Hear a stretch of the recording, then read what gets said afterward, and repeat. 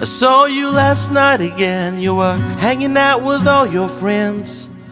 It didn't seem like you were lonely. You called me a few days ago. You said you're feeling down and feeling low. Next day you felt free and looked so happy.